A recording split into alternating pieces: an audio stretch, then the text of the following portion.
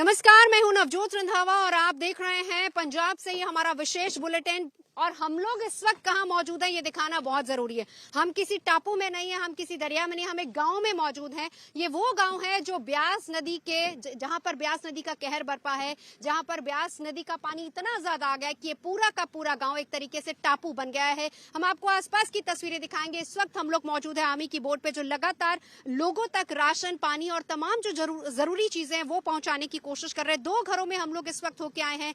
अभी भी घरों में लोग मौजूद हैं। वो लोग हैं जो कि अपना घर छोड़ना नहीं चाहते। इस घर की अगर हम बात करें, यहाँ पर मवेशी हैं उनको किस तरह की चीजों की जरूरत है। 2 ही लोग यहाँ पर रहते हैं। वो कहते हैं कि हम सुबह से शाम तक यहाँ रहते हैं, फिर उसके बाद शाम को एक बोट आती है, वो यहाँ से हमें बाहर रेस्क्यू करती है, क्योंकि दिन भर यहाँ पर पशु है, उनको दिखाना। एक बार मैं अपने कैमरा पर्सन सत्या से बोलूंगी, जरा आसपास की तस्वीरें दिखाइए। ये वो इलाका है ब्यास दरिया का, ब्यास नदी का ये वो इलाका है जहां पर सबसे ज्यादा कहर बरपा है। 12 से 14 गांव ऐसे हैं यहाँ पर जहां पर पूरी तरह से जलमग्न है। 8 से 9 फीट तक यहाँ पानी, अंदाजा लगाइए जिस बोट में हम लोग चल रहे हैं इसका यहाँ पर हमने मेजर करने की कोशिश की। 8 से 9 फीट तक यहाँ पर पानी है और इस वक्त हम लोग इसी एक गांव में मौजूद है। 12 से 14 गांव। वेटनरी डॉक्टर्स आर्मी की इस बोट पर मौजूद है, डॉक्टर्स मौजूद हैं। जिस भी तरह की जरूरत है, जो भी फैसिलिटीज आम लोगों को, जनता को चाहिए, जो लोग अपने घरों में हैं, जो अपना घर नहीं छोड़ना चाहते, उनके लिए ऐसी आर्मी की 2 बोट्स हैं। इसके अलावा यहाँ पर पका हुआ खाना है, ड्राई फूड यहाँ पर मौजूद है, पैकेट्स मौजूद है, दूध के पैकेट्स मौजूद है, क्योंकि बहुत सारे ऐसे घर हैं जहाँ पर इस वक्त छोटे बच्चे भी मौजूद है। उनको किस तरह की चीजों की जरूरत है वो सब हम लोग आर्मी की इस बोट के साथ चलते हुए उन तक पहुंचा रहे हैं। अब इस घर में हम लोग पहुंचे थे। जरा ये पीछे की तस्वीर देखिए। अब इसके बाद एक बार फिर से जरा कैमरा घुमा के दिखाइए कि एक छोटे छोटे डेरे हैं इन खेतों में जहां पर लोग रहते हैं, बाहर निकलना नहीं चाह रहे हैं। और वो दूर दराज का अगर दूसरा घर आप देखेंगे तो वहां पर अब हमको जाना है। आप इस तस्वीर को देखकर अंदाजा लगाइए कि क्या ये कोई गांव है, अंदाजा आप लगा सकते हैं, या फिर ये एक दरिया है, एक टापू है जो टापू में तब्दील हो चुका है। बाढ़ ने ऐसा कहर बरपाया है। ये ब्यास दरिया है, ब्यास दरिया का कहर यहाँ पर बरपा है। आपको दिखाया था कि रावी में किस तरीके से कहर बरपाया था। 2 गांव, डेरा बाबा नानक का पूरा इलाका, गुरदासपुर वाला, और अगर अमृतसर की बात करें तो अजनाला का इलाका, वहां भी बिल्कुल ऐसी ही तस्वीर थी। लेकिन अब यहाँ पर ये तस्वीर ब्यास दरिया जहां पर हम लोग मौजूद हैं इस वक्त, और गांव 12 से 14 जो कि पूरी तरह से इफेक्ट हुए हैं।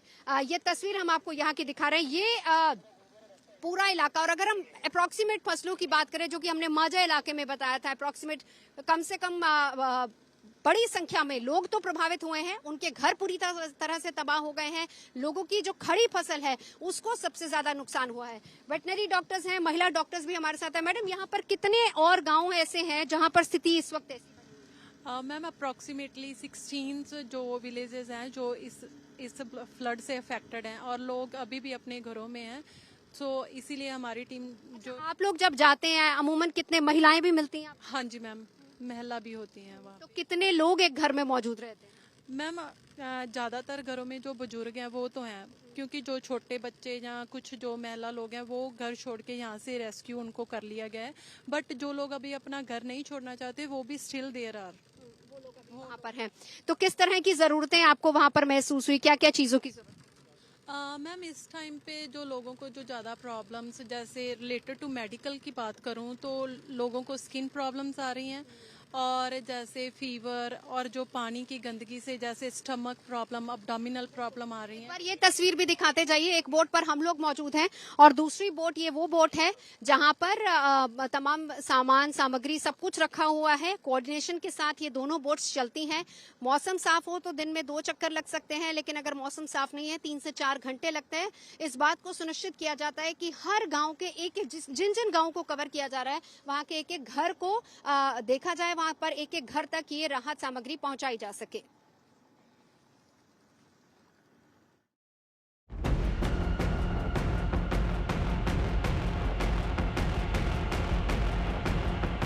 पंजाब पर आज तो आफत का आसमान टूटा है। आज पंजाब जो सैलाब का सितम झेल रहा है। आज पंजाब के किसानों की लाखों एकड़ फसल जिस बाढ़ में बर्बाद हो रही है, उस आफत की शुरुआत 3 नदियों से होती है। पंजाब में सबसे ऊपर बह रही रावी नदी जो पठानकोट, गुरदासपुर, अमृतसर होते हुए पाकिस्तान में दाखिल होती है। इस नदी का सैलाब इन जिलों में तबाही बनकर टूटा है। उसके बाद है ब्यास नदी, जो होशियारपुर, तरन-तारन, फिरोजपुर और फजीलका होते हुए पाकिस्तान में दाखिल होती है। इस नदी की बाढ़ ने इन 4 जिलों में आफत बर्पा कर रखा हुआ है। उससे नीचे है सतलुज, जो रोपड़ से होते हुए SVS नगर और जालंधर होते हुए फिरोजपुर में ब्यास से मिल जाती है। इन तीनों नदियों में ऊपर से आ रहे सैलाब ने पंजाब में ऐसा कहर बरपाया है कि पूरा पंजाब पानी पानी हो चुका है। वैसे तो बारिश और बाढ़ का प्रकोप पूरे पंजाब में है, लेकिन सबसे ज्यादा खराब हालत 12 जिलों में है।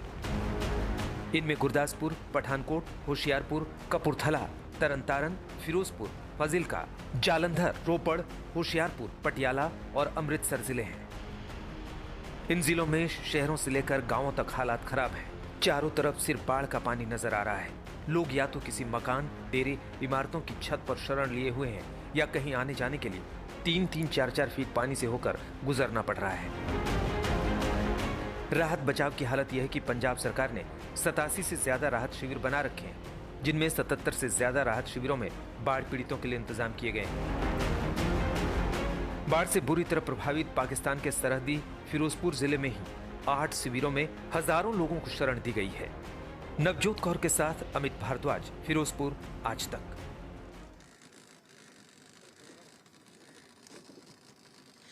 और एक घर के बाद दूसरे घर, बस इसी तरीके से आर्मी की बोट्स यहाँ पर पहुंच रहे हैं। एक और घर में हम लोग यहाँ पर पहुंच चुके हैं। हम आपको दिखाएंगे माझा इलाके के अजनाला की तस्वीरें, लेकिन उससे पहले जरा ये भी घर देख लीजिए। तस्वीरें दिखाई यहाँ पर किस तरीके से आसपास का पूरा घर जो है वो टूट चुका है। केवल यहाँ पर बुजुर्ग मौजूद हैं, उनके लिए मदद लेकर यहाँ पर आर्मी की टीम पहुंची है। उनको किस चीज की जरूरत है वो उनसे बातचीत की जाएगी। हर घर में अगर देखा जाए तो केवल बुजुर्ग लोग ही मौजूद हैं। बाकी लोग यहाँ से पलायन कर चुके। एक बार बात करने की कोशिश करेंगे। कितने लोग अंदर है अजय? 2 ही जी हो। कुछ चाहिए तुहानू?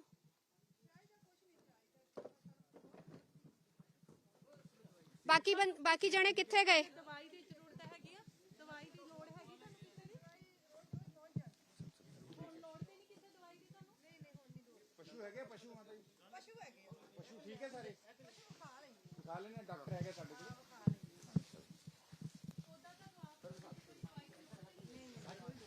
किन्ना क पानी आ गया सी? पानी बहुत आ गया ਸਾਡੇ ਤੇ ਇੱਥੇ 20 ਫੁੱਟ ਪਾਣੀ ਆ ਤੇ ਪਾਣੀ ਦੇ ਸਭ ਝੋਨੇ ਝਾਨੇ ਖਰਾਬ ਹੋ ਗਏ ਆ ਹੁਣ ਤੇ ਬਸ ਇਸ ਤਰ੍ਹਾਂ ਹੀ ਟਾਈਮ ਪਾਸ ਹੀ ਆ ਮਾਲ ਵੱਧੇ ਆ ਘਰ ਚ ਕਿੰਨੇ ਜੀ ਸੀ ਘਰ ਚ?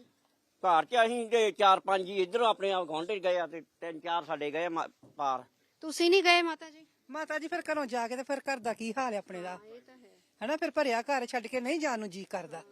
ਆਰਮੀ ਵਾਲੇ ਆਏ ਤੁਹਾਡੀ ਹੈਲਪ ਲਈ, ਕੁਝ ਚੀਜ਼ ਦੀ ਲੋੜ ਹੋਵੇ ਤੁਹਾਨੂੰ? ਚੀਜ਼ ਇਸ ਵਕਤ ਸਾਨੂੰ ਸਾਰੀ ਚੀਜ਼ ਮਿਲੀ ਜਾਣ ਡਈ ਆ। ਧੰਨਵਾਦ ਆਰਮੀ ਵਾਲੇ ਦਾ ਜਿਹੜੇ ਸਾਡੇ ਕੋਲ ਆਏ ਆ ਪੁੱਜ ਕੇ। डंगर बच्चे सारे ठीक ठाक? हाँ जी ठीक ठाक, डंगर बच्चा सारा ठीक ठाक वा। ये एक घर है। अच्छा, ਤੁਹਾਡੇ ਨਾਲ ਗਵਾਂਢ ਦੇ ਵੀ ਨੇ? हाँ जी हाँ सारे। चलिए हम दिखाएंगे आपको यहाँ की तस्वीरें, लेकिन अजनाला में अमूमन इसी तरह की स्थिति, एक बार वो तस्वीर भी देखिए।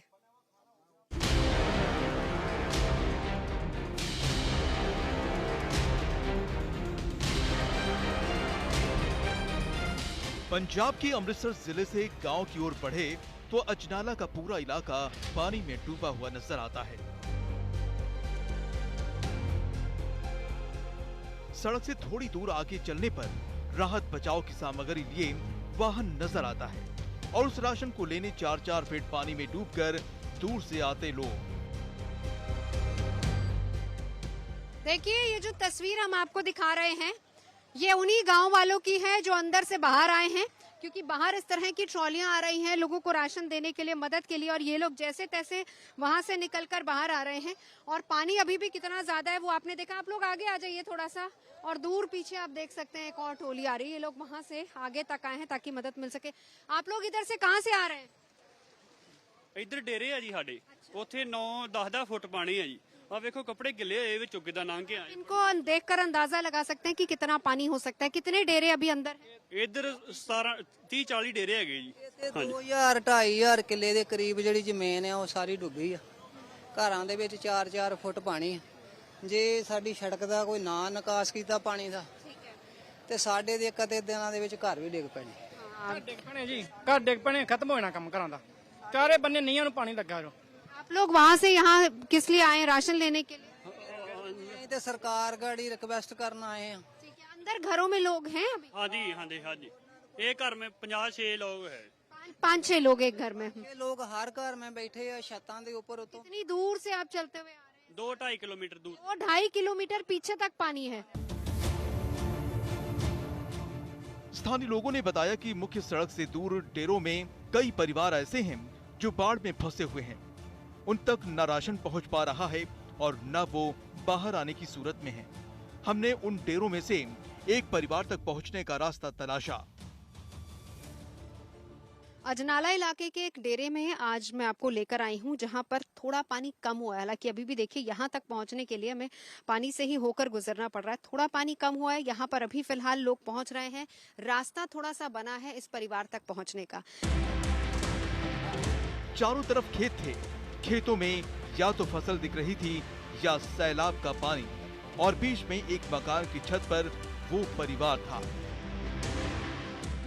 तो देखिए हम आपको ना एक ऐसे ही गांव गग्गोमाल के एक डेरे में ले आए हैं, जहां पर एक परिवार ने किस तरीके से ये पूरा समय बिताया है। उससे पहले परिवार से बात करें उससे पहले जरा ये तस्वीर दिखाइए। तस्वीर में आप देख सकते हैं जहां आपकी नजर जाएगी, हालांकि पानी काफी हद तक इस वक्त सूख चुका है, कम हो चुका है, लेकिन बारिश का मौसम है और कहीं ना कहीं मन में डर ये भी है कि दोबारा से वो स्थिति ना आ जाए। ये पूरा इलाका एक तरीके से दरिया में तब्दील था। कितना मुश्किल ये समय था। अभी भी देखिए बारिश वाला मौसम हो रहा है। मुश्किल यही था कि मतलब बारिश के हिसाब से भी यहाँ रहना भी मुश्किल था ना, बच्चों के साथ। हमारा जो रात कैसे कटी? रात ऐसे ही कभी अंदर कभी बाहर, मतलब कि जब तरपाल नहीं उड़ती थी बाहर आ जाते थे, नहीं तो यहाँ पर खलो खला के रात मतलब बच्चे को गोदी में लेकर सुला लेते थे। तो आप हमने ऐसे ही मतलब रात तक मदद पहुंची कोई?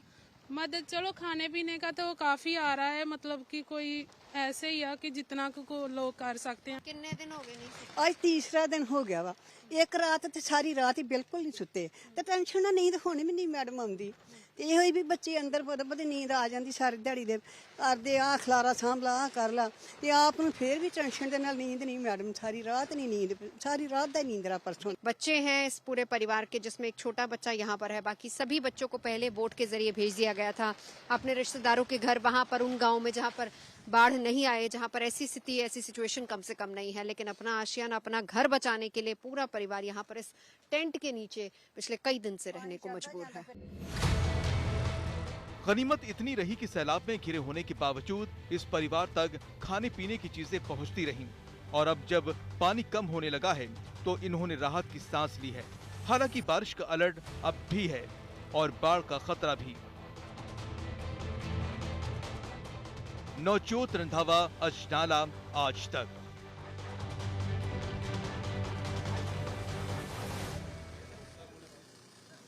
तो इस गांव में इस घर में केवल 2-3 लोग ही अभी फिलहाल यहाँ पर हैं जो अंदर मौजूद है। डॉक्टर साहब किसी चीज की जरूरत इनको आप उनसे मुलाकात करके आई हैं? मैम बेसिकली आज तो उन्होंने उनको कोई ज़रूरत नहीं थी, क्योंकि हर रोज़ हमारी टीम यहाँ पे आ रही है, जो भी उनको ज़रूरत होती है हर रोज़ उनको प्रोवाइड कर रही है। आज उनको कोई ज़रूरत नहीं। आज जरूरत नहीं, लेकिन जरूरत के हिसाब से अब यहाँ से, क्योंकि एक एक घर तक पहुंचना और एक एक घर के सदस्य की जरूरत को पूरा करना आर्मी की जिम्मेदारी है। इसलिए यहाँ जब सबसे मुलाकात हो गई तो यहाँ से हम अगली तरफ बढ़ रहे हैं, अगले घर की तरफ। वो भी थोड़ा दूर है डेरा, यहाँ से हम उधर की तरफ बढ़ेंगे। लेकिन सवाल यहाँ पर सबके मन में यही है कि आखिर क्या कमी रहेगी, कहाँ पर चूक हुई है कि पूरा का पूरा पंजाब एक तरीके से बाढ़ की चपेट में है, और जो तमाम इलाके हैं, चाहे वो ब्यास का इलाका हो, सतलुज का इलाका हो, रावी का इलाका हो, आसपास के सभी गाँव जलमग्न है।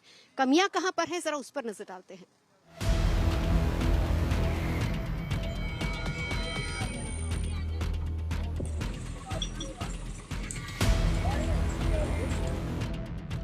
आज पूरा पंजाब फिर से बाढ़ की चपेट में है। 1988 में बाढ़ आई तो 9000 गांव डूबे थे। 1993 में बाढ़ आई तो 12 लाख एकड़ जमीन सैलाब में समा गई थी। साल 2023 में सैलाब आया तो 2 लाख एकड़ जमीन की फसल बाढ़ निगल गई थी। 2025 में एक बार फिर 4 लाख एकड़ जमीन की फसल सैलाब की भेंट चढ़ चुकी है।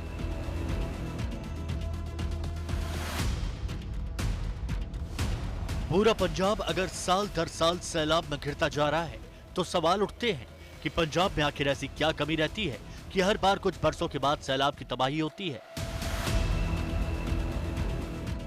पंजाब में सैलाब पर नियंत्रण करने के उपायों का जिक्र किया जाए तो सबसे पहला है बांधों का मैनेजमेंट। इसमें अथॉरिटी की ओर से बांधों से छोड़े जा रहे पानी की निगरानी और कंट्रोल पर नजर रखी जाती है ताकि निचले इलाकों में बाढ़ न आ पाए। दूसरा है नदी और चैनलों का रखरखाव।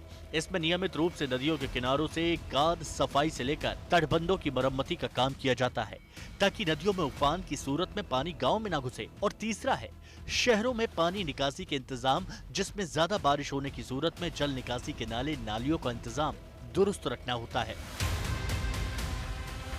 इसके अलावा सामुदायिक जिम्मेदारी भी ऐसी आपदा से निपटने में कारगर साबित होती है, क्योंकि तब बाढ़ की आफतकाल में जनहानि का खतरा कम करने के लिए लोगों को जागरूक किया जाता है। बहुत से उपायों के बावजूद अगर सैलाब का संकट आ जाए तो फिर प्रादेशिक और राष्ट्रीय एजेंसियों को कोऑर्डिनेटेड कोशिशें शुरू करनी होती हैं। सवाल है कि पंजाब में आखिर क्या हुआ क्या नहीं। जानकार कहते हैं कि मामला लापरवाही का है, क्योंकि ना तो कैनलों की सफाई हुई, ना नदियों की गाद सफाई हुई, न तटबंधों की मरम्मत हुई और न ही अवैध खनन जैसी हरकतों पर लगाम लगाई जा सकी।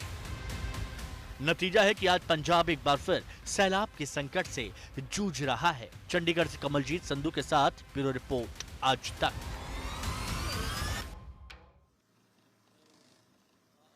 तो देखिए, पंजाब में बाढ़ है, सैलाब है। इस वक्त प्राथमिकता केवल ये होनी चाहिए कि लोगों तक मदद पहुंचाई जा सके और लोगों को जिस भी चीज की जरूरत है वहां तक एक एक चीज वहां तक पहुंचे, इस बात को सुनिश्चित किया जाना चाहिए। आर्मी अपनी जिम्मेदारी निभा रही है, लेकिन लोग उम्मीद सरकार से करते हैं। लेकिन वहीं दूसरी तरफ तस्वीरें लगातार दिखाते जाइए कि सियासत लगातार शुरू हो चुकी है इसी को लेकर। और अगर हम बात करें पंजाब की बाढ़ को, दरअसल अब राजनीति भी इसको लेकर शुरू हुई है। सैलाब क्यों आया, इसको क्या रोका जा सकता था, या फिर आसमान से बेहिसाब जो बारिश हो रही है वो एक बड़ा कारण बनी है। तो जानकार जो मानते हैं वो भी आपको बता देते हैं। जानकारों का मानना है कि पहला कारण तो यह है कि पानी बेहिसाब बरसा है। पंजाब में पिछले 25 साल में सबसे ज्यादा बारिश हुई है। सिर्फ अगस्त के महीने की अगर बात करें तो 254 मिलीलीटर बारिश औसतन से 74% ज्यादा हुई। और दूसरा सबसे बड़ा कारण जो है वो ये है कि ऊपरी पहाड़ों में ज्यादा बारिश हुई है। सतलुज, ब्यास, रावी जैसी जो नदियां हैं खतरे के निशान को वो पार कर गई, जिस वजह से नदियों में उफान आया और किनारे के तमाम गांव पूरी तरह से जलमग्न हो गए। और तीसरा सबसे बड़ा कारण ये है कि बांधों से पानी छोड़ा गया और कम वक्त में ज्यादा पानी छोड़ा गया। डैम में भी पानी ज्यादा था, लबालब हो रहे थे डैम। मजबूरी ये थी कि पानी छोड़ना था और इस वजह से तमाम इलाकों में पानी छोड़ा गया। चौथा बड़ा कारण यह है कि शहरी इलाकों में जल निकासी का कोई साधन ही नहीं था, जो कि बाढ़ का एक बड़ा कारण भी बना। और पांचवा कारण ये रहा कि नदियों से लगते बाढ़ वाले मैदानों पर बड़े पैमाने पर अतिक्रमण, ये सबसे बड़ा कारण, ये पांचवा कारण है, जहां पर आबादी हो गई, जिस वजह से इन इलाकों में पानी सोखने की जो क्षमता है वो कम हो गई।